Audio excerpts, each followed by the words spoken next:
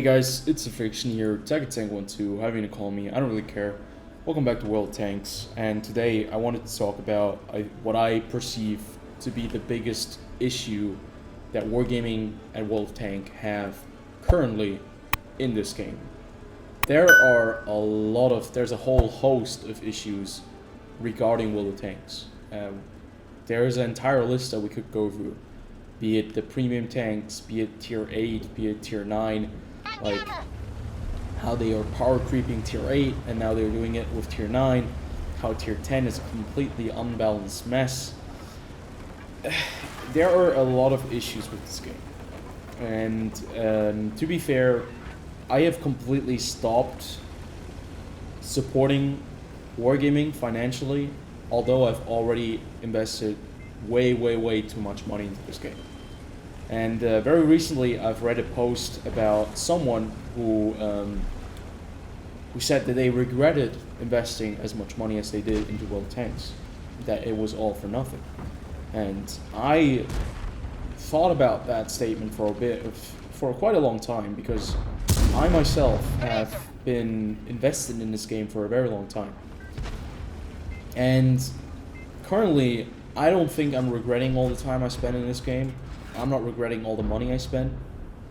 But slowly but surely, I have the feeling that with everything that comes to light with Wargaming and what kind of a scummy company they are, I have the feeling that it's quite a bit undeserved. Like a company that absolutely has fallen from grace.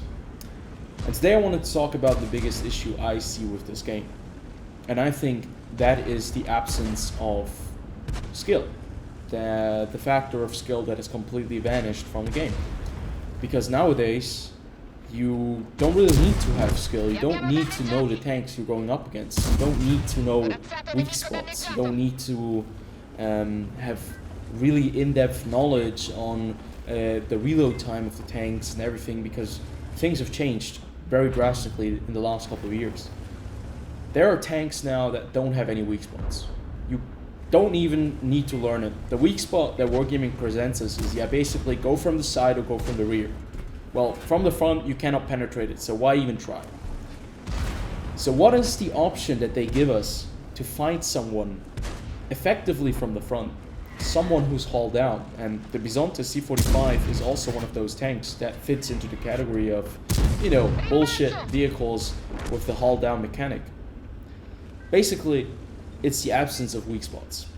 The last couple of years, we've seen tanks losing weak spots all over the place. I still remember the pictures of the VK when they did the remodeling jobs for the HD tanks.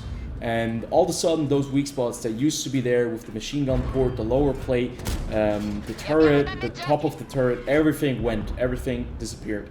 And you couldn't fight the VK anymore effectively, except if you were close range and you had some high explosive anti-tank ammunition loaded. And the obvious reason why they were doing that is to increase the spam of premium shells.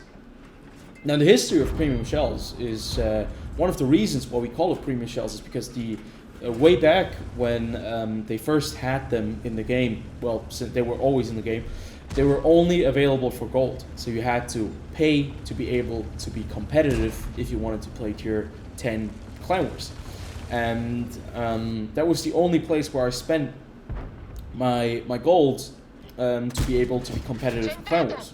I never spent gold ammunition in matches, in random matches, because it wasn't worth it for me. The thing is, that promoted us to learn the weak spots, learn the vehicles, and to learn how to be most effective with AP and high explosive shells. One of the main tools that we had against vehicles that were maybe dug in deep and you weren't able to touch was high explosive shells. You were able to do like 300-400 damage. Every second, third shot you were able to do maybe 400-300 damage depending on what kind of vehicle you were in. That has been gone now. They removed that, obviously, because they want us to spend more credits on the gold shells, because they don't want us to have premium to have high explosive shells that are capable of dealing damage to vehicles that are so overpowered in their aspect in certain regards that we can't do anything against them if they're in a hull down position. The issue is that Wargaming completely abandoned the idea of skill. They completely abandoned the idea of any weak spots that used to be there. The weak spots that we get now are an absolute joke. It's a tiny little sliver of a cupola that you might hit if you get lucky.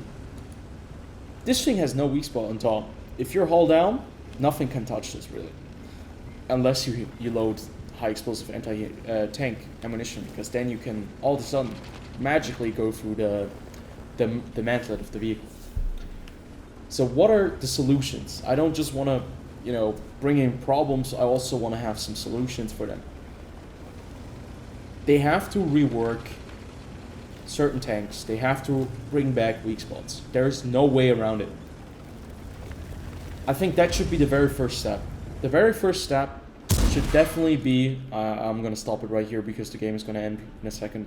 The very first step should be for every single tank, it doesn't matter what kind of tier, there should be an obvious weak spot that it doesn't need to be the biggest weak spot, but it needs to have a weak spot that reliably allows you to go through maybe, 50% of the time. It doesn't have to be every single time. 50%, 70% of the time, that's already good enough. Give every little vehicle a little cupola on top if it's a hull down tank that is absolutely overpowered. Give it a little cupola, something that we can hit. Make the cheeks, a bit weaker.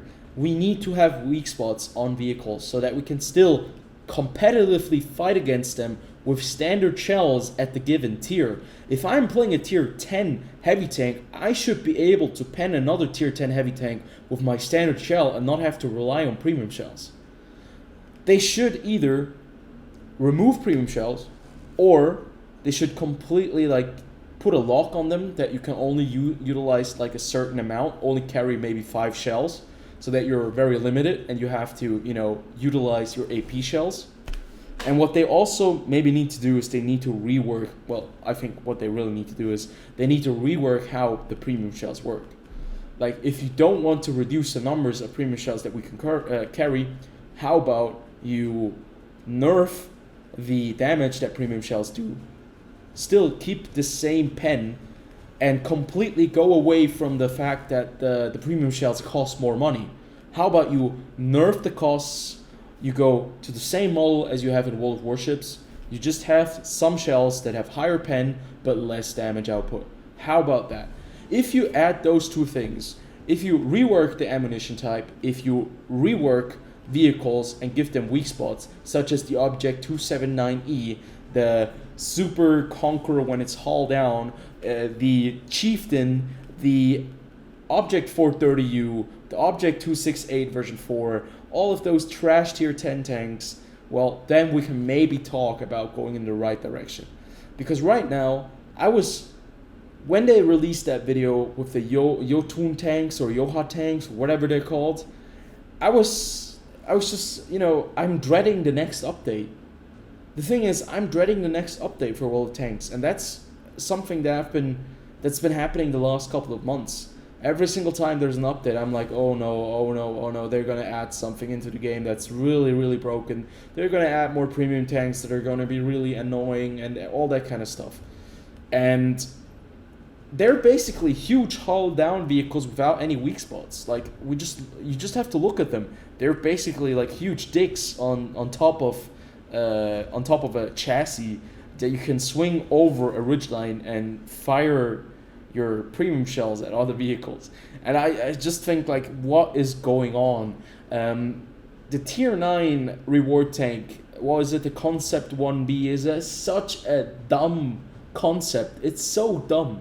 It's so broken. I've seen people running around in random battles, right? And that thing is already a tier 10. It's so good. It's so broken. Obviously people want to get that.